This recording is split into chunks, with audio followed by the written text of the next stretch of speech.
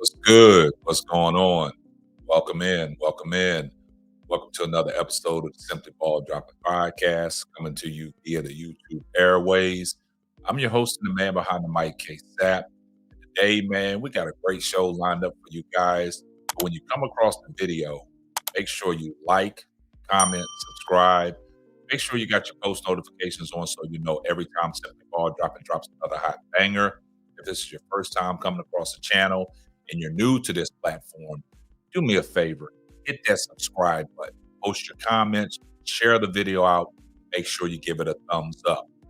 I see everybody in the comments section, hashtag salute. And you know what my mantra is. Tell a friend to tell a friend. Might not be for you, but it might be for them. For today's show, man, we're going to get right off into it. Uh, Over the recent days, I did a show about Stephen A. Smith wanting to be the highest paid talent on ESPN. Rightfully so. Stephen A. Smith has brought a lot to ESPN, a lot of revenue from his background, being a journalist, covered Allen Iverson back in the days with the Philadelphia Inquiry. He's done a lot. He's built himself and has become a household name. But as you know, in YouTube, as a YouTube creator in the sports media on YouTube, it is difficult.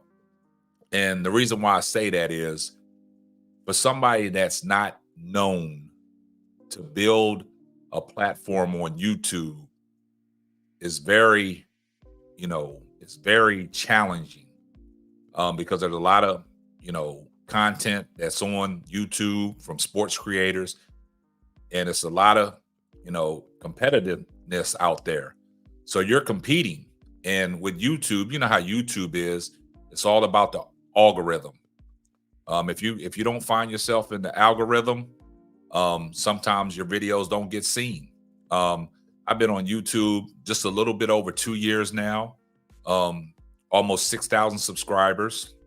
My platform is slowly building, but coming from a place where you're not known and you're coming to YouTube in this community, you're competing with a lot of other content creators, especially in the sports media. When you do your sports content, I mean, there's a lot of people out there talking the same thing that you're talking.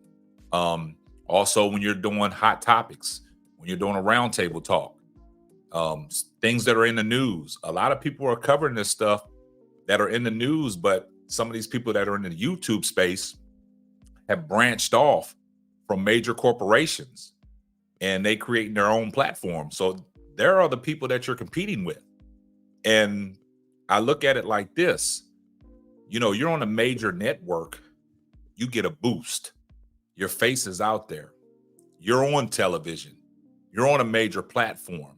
So when you cross over and come to the YouTube community, that's giving you a boost. That helps you get your subscribers up. It helps your viewers. It helps your audience. So in this situation, when Stephen A. Smith was talking about potentially leaving ESPN to concentrate on his YouTube because he wants to be the highest paid talent, and if the money's not right, a lot of people see Stephen A. Smith walking, but he has built a successful YouTube channel based off of the boost he's getting from ESPN by having his face on television every day. So Stephen A. Smith is known.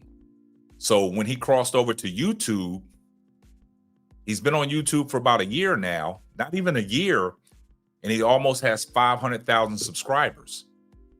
That's very impressive because being on a major network has given him a boost. And when he crossed over to YouTube, the people that was watching him on ESPN have followed him over to his YouTube community, where I think Stephen A. Smith has generated and built a successful channel so far. But I came across a video with Jason Whitlock on the Fearless podcast talking about if Stephen A. Smith walked away from ESPN, would he be successful in the YouTube community? That's that's something that we really got to pay attention to, because like I stated, the YouTube community, it ain't about the people that like you. It's about the algorithm that you put yourself in to get your videos seen. Now, being on ESPN, you have a whole production where they're coming up with stuff that you're talking about. YouTube content creators, you have to research your own stuff to put that content out there to speak on. You have to do your own production. You have to create your own thumbnails. You have to do all your camera angles. You have to get all your sound right. But being on a major network, they do that for you. All you have to do is show up to work and start speaking. That's very comfortable. But all you YouTube content creators know that are here in the sports media world on YouTube, you know, you do your own production. You produce your own show. You do your own thumbnails. You do your own titles. You do the research on topics that you want to talk about. So Jason Whitlock sat down with his partner Kim on the Fearless podcast, and they had an interesting conversation on Stephen A. Smith, seeing if he would be successful if he did have to go the YouTube route. Take a listen to what Jason Whitlock said. I have a question. So if Stephen A. does not like the way the negotiations go and he's number one in terms of getting paid, would he then just say, you know what, I have enough faith in myself, I'm going to do my own thing? Does he actually have the guts to do that? I think that he does. I think that he's launched his own YouTube channel with that intent in mind. But I'm about to really say something no one's going to expect me to say. I think that he'll have some success with his YouTube channel, and he's having some. And he has developed into a talented personality and sense of humor and all that. But I think when he gets out here in this YouTube world, if he goes that route single-handedly, I think Shannon Sharpe's better than him at that. I don't think he would be number one. I don't think he can compete with Shannon Sharpe in that lane. And so if that's where everything's headed, and I just don't think he can compete with Shannon Sharpe in that lane. Think about this. When you travel, and you've probably traveled more than I have, but for people that travel or stay at hotels a lot, when you go into a sports bar or a pub or a hotel, when you don't really know what is always on, when you go to any place ESPN. in an airport, ESPN. I mean, it is so ubiquitous. When you go to a hotel and you don't know where the channels are, one of the first things, I don't do it anymore, but it's more NFL Network for me. But for 25 years, the first thing I did is I'm unpacking, I would just have ESPN as my background music as I got settled in. And I'm sure I can't be the only one. We can say what we want about the cord cutting, the loss of influence in terms of cable and satellite, how ESPN has declining ratings and how many homes are not in anymore. All of that is true. But what's also true is that is still an incredibly strong, iconic brand. There is a value to being on that platform. So if he's willing to take that risk, if he's not the A-Rod 2001 on the free agent market, best of luck to him. I don't think he's going to be forced to do that. I do think ESPN and him will come to a deal. But I'm going to give you another name that in the YouTube space, he won't be able to compete with Pat McAfee. He just won't.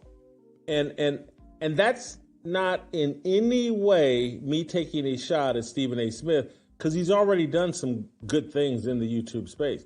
Having Tom Brady on his YouTube show and Tom Brady saying some really provocative things says, hey, Stephen A. is going to be a force over here. Well, you heard what Jason Whitlock said. Basically, what I get out of this, this is my takes, is without ESPN, Stephen A. Smith would not be able to cross over to YouTube and be successful, because at ESPN, basically what they're saying, ESPN has gave Stephen A. Smith a boost and has Stephen A. Smith out there. If you go listen to the interview in its entirety, Also, Whitlock alleviated to, he just had Stephen A. Smith just had Tom Brady on his podcast. And he was saying, without ESPN, do you think that Stephen A. Smith could get them interviews on the podcast? In this particular case, Jason Whitlock, basically he hit the nail on the head, man. I gotta agree with Whitlock, man. All us YouTube content creators here in this sports world, we know how difficult it is to produce that content for people to view it. Now with Stephen A. Smith on his podcast, I know he has his production and things like that. I don't know who's the head of his production. He says he has his own production company. So who are the guys that are doing the thumbnails? Who are the guys that are doing the camera angle? Who's getting his sound right? Like I said, on ESPN, ESPN does all that for him. All he has to do is show up to work, put a microphone on, and entertain the audience. But here on YouTube, you got to be very conscious of what you're putting out, because it's all about the algorithm. If you don't get in that YouTube algorithm, then, you can have the best content out there. But if nobody's clicking on your video because of the algorithm, then you're screwed. So I think Jason Whitlock said nothing wrong this time, guys. Our buddy Jason Whitlock, our good old buddy pal Jason Whitlock, in this instance, I think Jason Whitlock hit the nail on the head. And, he's just explaining it from YouTube. Jason Whitlock, I mean, he has a successful YouTube channel, you know what I'm saying? But, it's like guys like that's been on these major networks, man. They should have millions of subscribers. Jason Whitlock is down at the 400,000 subscribers. Stephen A. Smith just got on YouTube and is almost eclipsing Jason Whitlock. He probably has more subscribers than Jason Whitlock. Then he alleviated to Pat McAfee. Pat McAfee he does a wonderful job on YouTube. That's why ESPN gave him his own show. Also, he said he wouldn't be able to compete with Shannon Sharp. And it's kind of funny how Jason Whitlock has doubled down on the animosity that he's had towards Stephen A. Smith and Shannon Sharp by giving them these flowers. So, I guess Jason Whitlock has had one of them come to Jesus moments. But you guys, let me know what y'all think down in the comments section. Do you think that Stephen A. Smith, without ESPN, could be successful on YouTube if he was never on ESPN and he still had the credentials as an excellent journalist, but he wasn't a household name on a big major platform? Let me know what you think. Post your comments down below. Keep supporting the channel. Give this video a thumbs up. I see everybody in the comments section.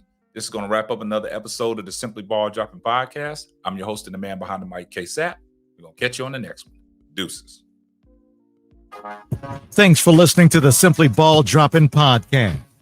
Be sure to subscribe, like, and share on all major platforms. Another one.